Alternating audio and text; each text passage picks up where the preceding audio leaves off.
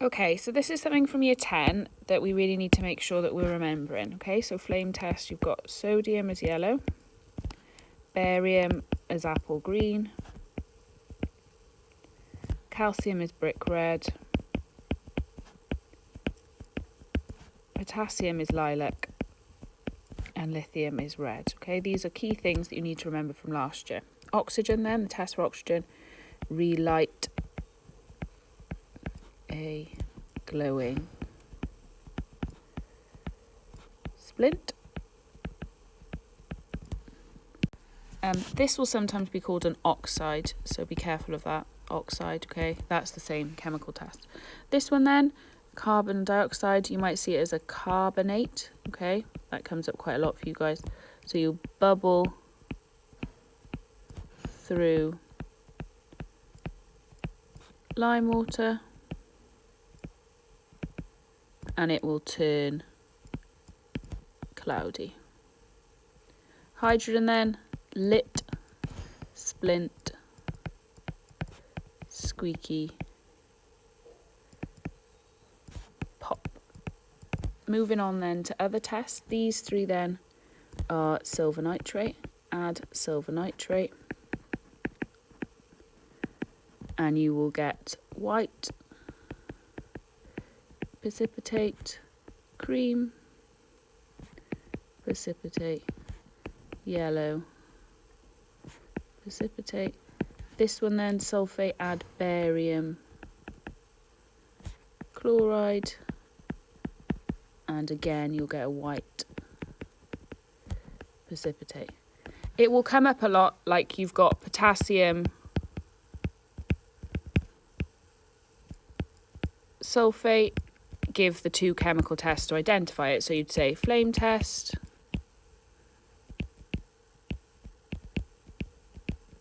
and that will be lilac, and you'd say add barium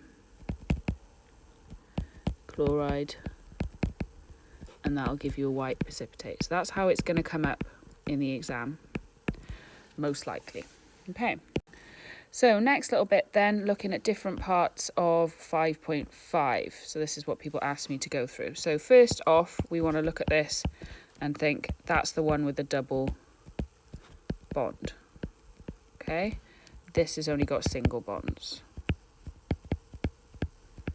Other thing you want to be thinking of is that carbon has got 4 bonds, hydrogen has got 1.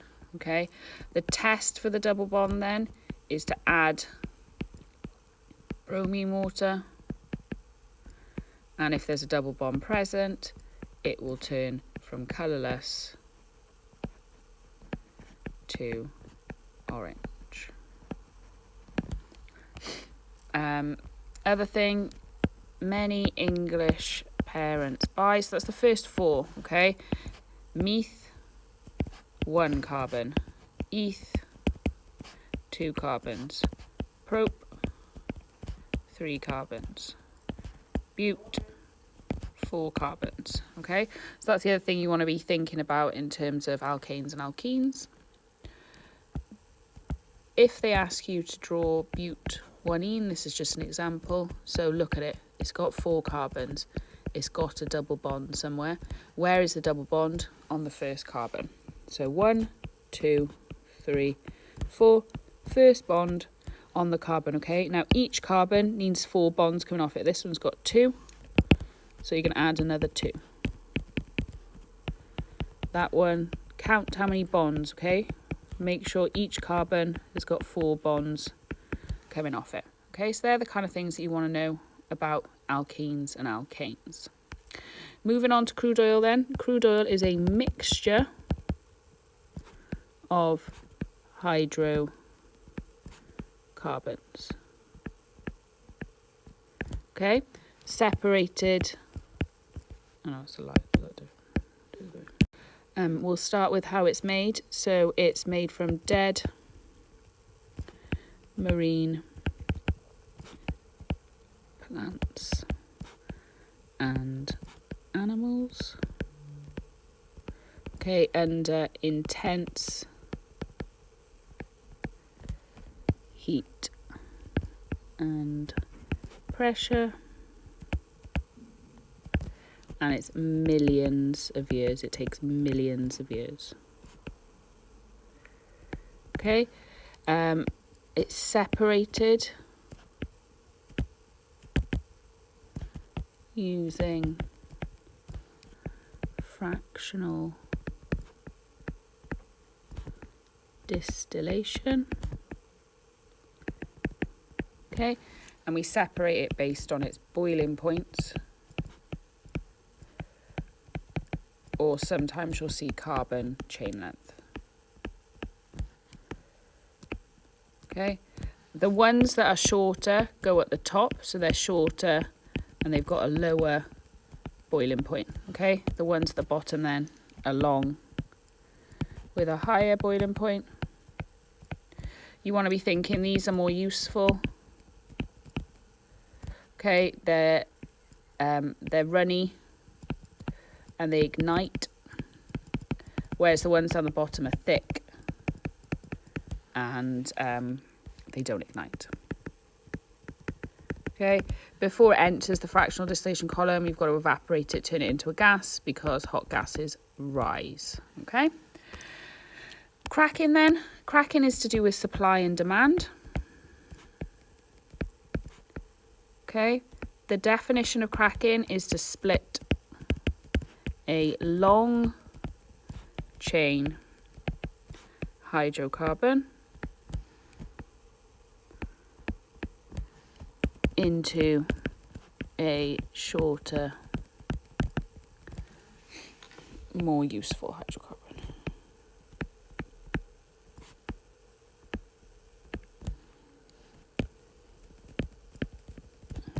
Okay. This requires a catalyst and heat. Okay, so you could start with something like dectane.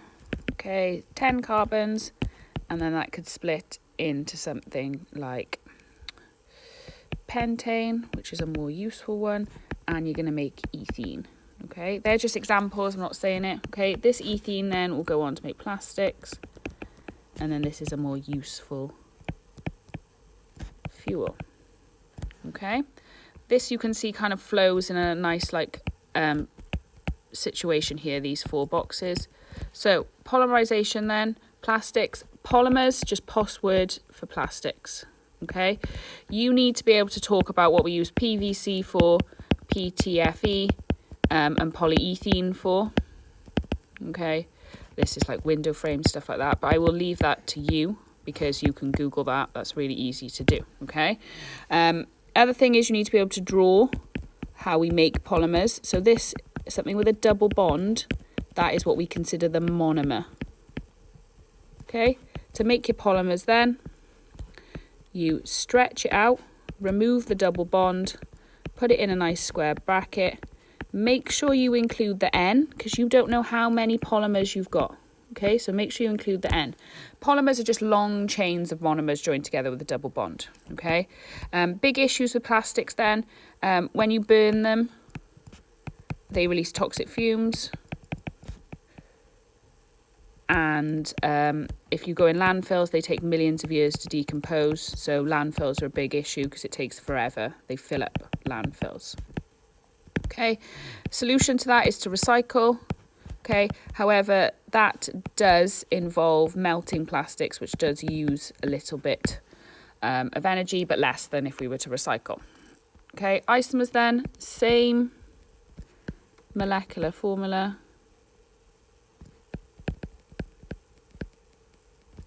Different structural.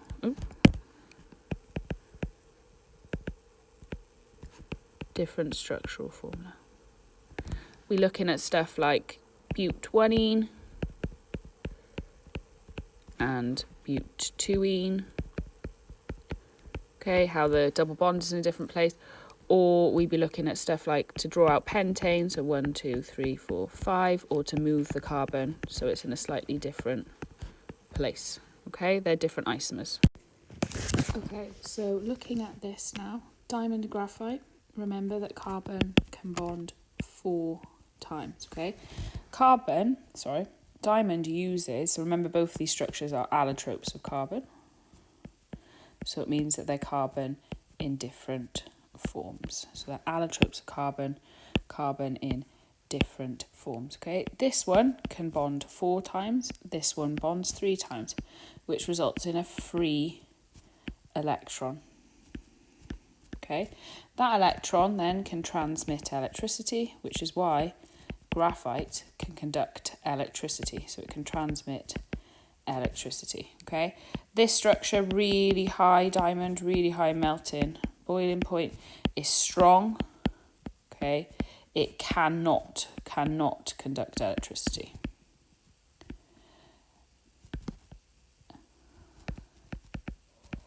Whereas this one then is free electron. It's also got layers which can slide. Again, that's to do with the electron that's spare. Okay, layers that slide, so it makes it flexible, which you can use it then. Think about its uses. This is used in jewellery, drill bits. This is obviously used in pencils. They've got completely different uses. Okay, transition metals then are found between group 2 and group 3. Okay, they're the ones in the middle. There's lots of information here about transition metals, often acts as catalysts, less reactive than group 1 and group 2, mostly coloured compounds. They have high melting and boiling points. They have high densities. Okay, a couple other things, they can form multiple charges. Okay, so you can get Fe2 plus and you can get Fe3 plus. So you've got multiple charges. The other thing you need to remember is that copper forms blue compounds and iron forms green compounds. Okay, big things about transition metals are written there on the sheet that you've got. Okay, moving on then to ionic bonds. Okay, ionic bonds are the transfer between metals and non-metals. Okay, it is the transfer of electrons. Okay, them charges then result in something that we call a really strong electrostatic force or attraction. Okay, that's really important to remember. The higher the charge, okay, the bigger the attraction.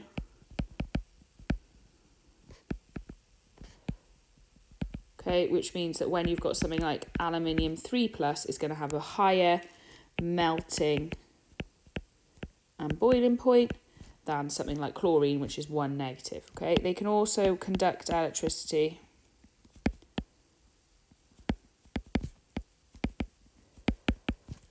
when ions are free to move, which is when they are molten, which means melted or dissolved. Okay, obviously ionic bonds then form over and over again to make these giant ionic lattices, which have got really high melting boiling points. They can conduct electricity when molten. Okay, they're the big 2 things to remember about ionic bonds. Okay, metals then is a sea of, no, let's start again, positive ions surrounded by a sea of delocalized electrons. Okay, positive ions surrounded by a sea of delocalized electrons. Okay, them delocalized electrons then can carry charges such as heat. That's why you can transmit heat all the way along. So transmit heat, okay, or electricity, because the free electrons move along. Okay, be really careful. It's free ions here with ionic bonding. It's free electrons with metals and with allotropes. Okay, metals are also malleable, ductile. Most of them have high melting and boiling points, and they're really strong. Okay, so some keywords you need to know about metals there. Moving on then, smart materials change properties based on environment. Okay, so a change in the environment relates to a change of properties. Thermochromic then is to do with temperature. So when the temperature changes, the properties will change. Photochromics to do with light. So when the light intensity changes. Hydrogels, they can absorb 10,000 times their weight of water. Okay. And then shape memory alloys is a metal. And shape memory polymers is plastics. And they regain their shape when heated. Okay, so that's what you need to know about smart materials.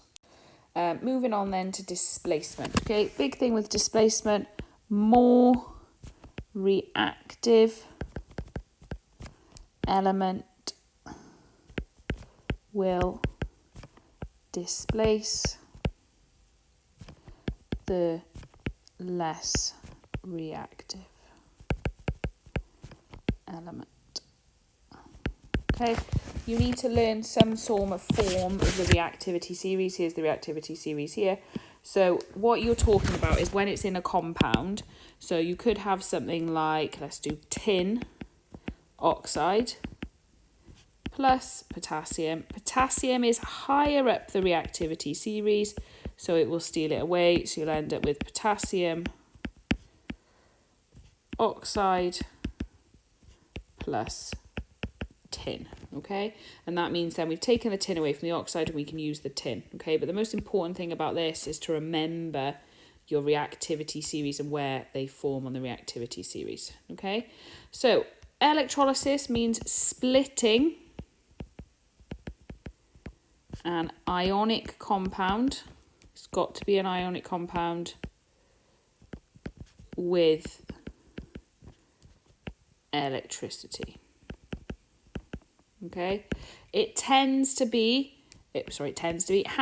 when they are either molten or dissolved. Okay, when they are molten or dissolved. So, example we could have is sodium chloride. Find the charges. So we've got Na plus and we've got Cl minus. Okay, to just draw out a simple electrolysis to help you. So it's always in a beaker. There's your electricity passing through up here. Okay, one of them is positive, one of them is negative. Think about the anagram, panic. Positive anode, negative is cathode.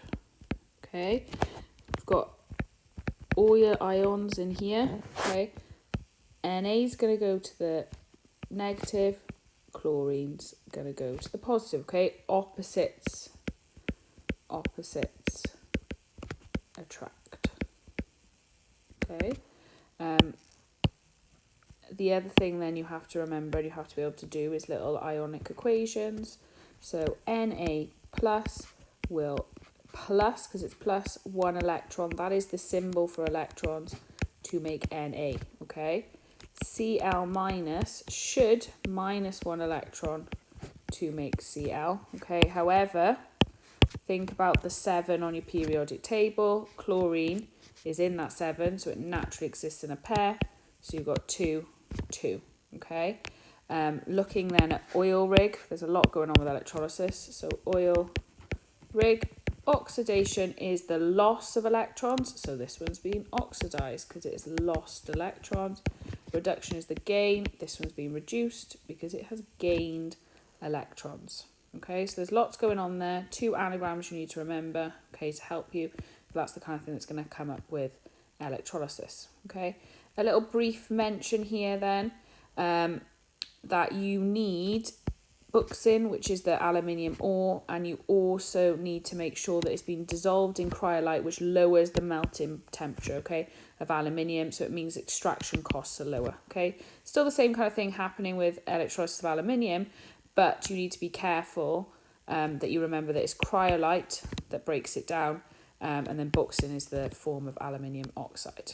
Okay, moving on then to the blast furnace. Okay, so 4 raw materials you need for the blast furnace. Air, well, you need the oxygen in the air. Okay, coke, which is your source of carbon. You need limestone, to remove impurities, and you need iron oxide, which is your source of iron. Okay, so 3 of them 4 raw materials go in the top here, you can see, and then the other one then goes in down here, the air comes in, okay, and the hot air rises up. So we're mainly focusing on what's happening in zone 3 first, okay. What happens first off is the O2 and the carbon form to make carbon dioxide. Okay, that's the first thing that happens. The oxygen from the air and the carbon, which is your fuel, okay, really high temperatures, they join together then to make carbon dioxide. Secondly then, that carbon dioxide with more coke, okay, that carbon makes carbon monoxide, okay, balance that out, put a 2 there, okay, I'll just know that is balanced. Then that carbon monoxide then reduces the iron ore, okay, it reduces the iron ore, okay, so what you end up with is iron on its own and a load of carbon dioxide, okay, so it reduces it. I'm aware that isn't balanced, don't worry for a minute, let me balance it for you. Okay, all balanced. That then makes iron. What happens then is the limestone reacts with any impurities to make slag, okay, slag then is just all the impurities that comes out, and then the iron, which is molten, which is melted because the temperatures are so high, that then comes out below, okay. Waste gases, you sometimes get some nitrogen being made, CO2 then leave the experiment, okay. Big thing is to get iron on its own. We need iron to make bridges, things like that, okay. Other thing you might want to think about is extraction plants, but we've been through that load, so think about where you're placing these. There's about 4 different things you need to know for extraction plants, but we know that. Okay, kind of quite a quick summary now. You need to know both, and you've got this on your sheet, you need to know both methods for the making of the different types of salts, okay. So this one here, nice and easy, is our very simple dissolve, filter, evaporate, okay. You've got some nice little words running along here that you've got on your sheet, okay. Excess, remember you might see an excess. The other thing you might see, especially if you're using carbonate, is bubbles or fizzing. Filter the mixture to get solution, excess solid left behind, and then evaporate to remove the water from the solution, okay. Other big things here then, this is doing a titration. This is a little bit different then. So using, this is a pipette, a glass pipette. Remember your bits of equipment, okay? So use a pipette to measure out the hydrochloric acid and transfer it to a conical flask, okay? Then you want to fill your burette with the sodium hydroxide and record to 2 decimal places. Add a few drops of indicator. It's really important you add the indicator, and add the sodium hydroxide till it changes colour, okay? Don't worry about the colour change because that's A level, but you want to thinking about colours, okay? Then you want to make sure that you have got a confirmed, you want to repeat and do a confirmed volume of NaOH, which is sodium hydroxide. And if you want to make crystals, you repeat with the given volumes without the indicator, okay? Really important, because you can make crystals from this. Repeat without the indicator. Okay, that's a tough question, but be careful of that. So you need to learn these 2 methods up here. Other things last in alkalis, okay? So carbonates, if something's a carbonate, it makes water plus CO2. If something is an oxide, it'll just make the salt plus water. If something's a hydroxide, it'll make the salt plus water, okay? So just think about your pluses. And then if it's a metal on its own, it'll just make hydrogen, okay? We've been through the chemical test for these things, okay? 3 you need to know. Sulfuric acid makes a sulfate. Hydrochloric acid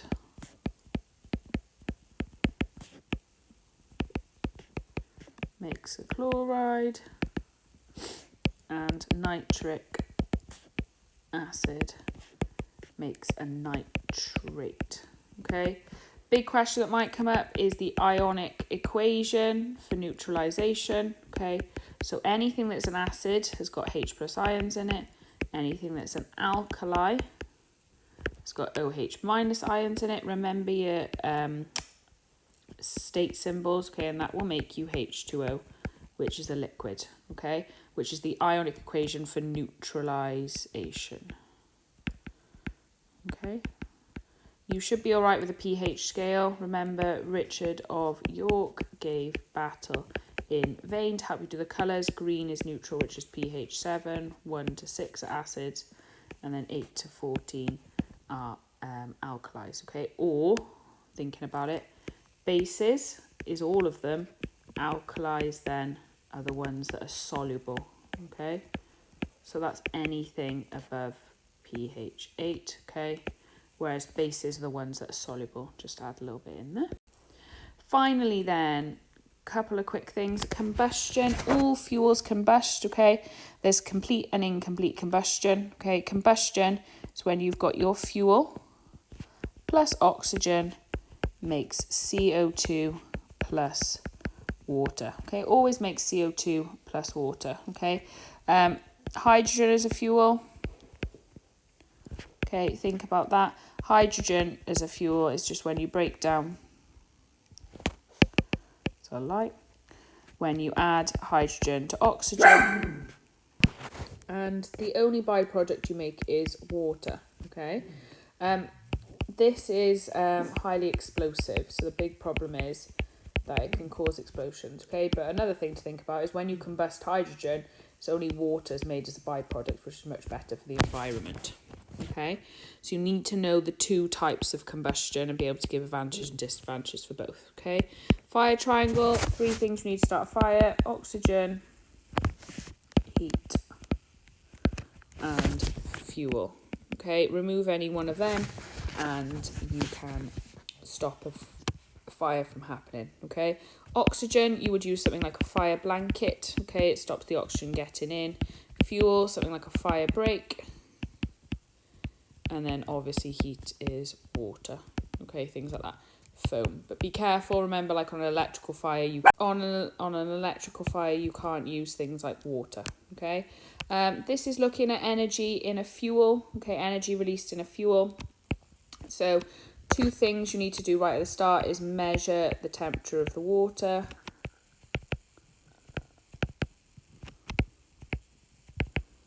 And measure mass of fuel.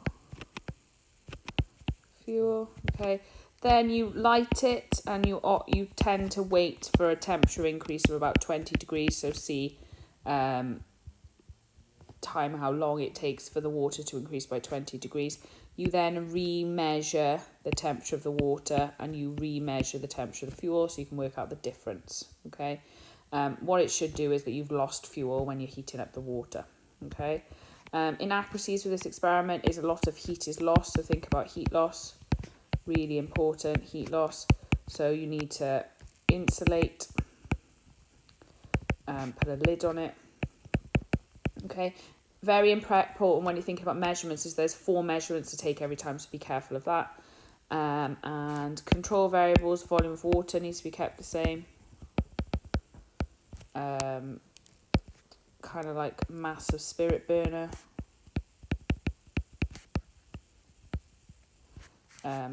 Surface area of your beaker. And distance from flame to bottom of beaker. Okay, so there's a lot of control variables in this experiment. Really important that you get them in. Okay, final thing that people ask me to look at is reactivity of metals. Okay, so a couple of things you kind of need to know, and it's most probably not come up very well on your diagram, is the different colours. So like copper is always like an orangey colour, which will help you sometimes in experiments. So copper is kind of like an orangey colour when it's on its own. Okay, so when it's on its own, when it's an element on its own. Whereas if you're looking at copper in a compound, it's a blue colour. Okay, iron then is a greeny colour when it's in a compound. Okay, but when it's kind of on its own, it's like a blacky colour. Okay, so when iron's on its own, it's a blacky colour. Okay. okay? You can kind of gather what's going on here. Magnesium is silver, and then that's a colourless solution, but these are the big two that they kind of focus on. So be careful, as it's orange, but then it goes blue when it's in solution, okay? So running along here are the metals, okay? So you've got copper, iron, magnesium, zinc. Okay, I'll zoom in a little bit.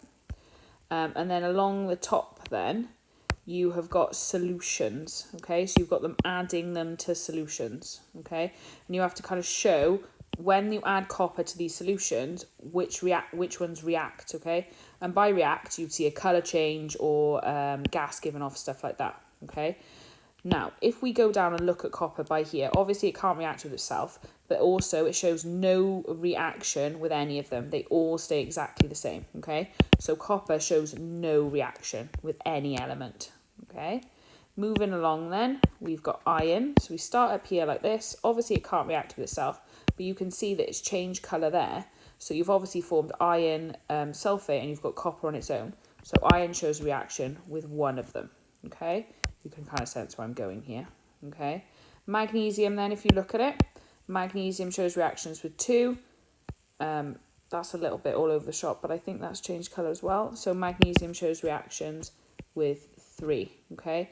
Zinc then shows reactions with 2, if you look, okay?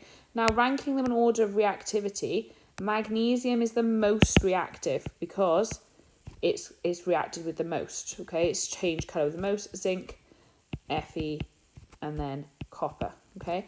By what I'm saying here, let's pick just an example. Let's just pick this one. You started with copper, sulfate, and iron. Iron is obviously more reactive than copper, so you end up with iron sulfate, which is that green solution, plus copper, which is the orange, okay? So that's orange. That's a green solution. So that's how you know that you've had a displacement reaction, because this is actually a blue solution. You can see that in the picture, and that's kind of a black solid.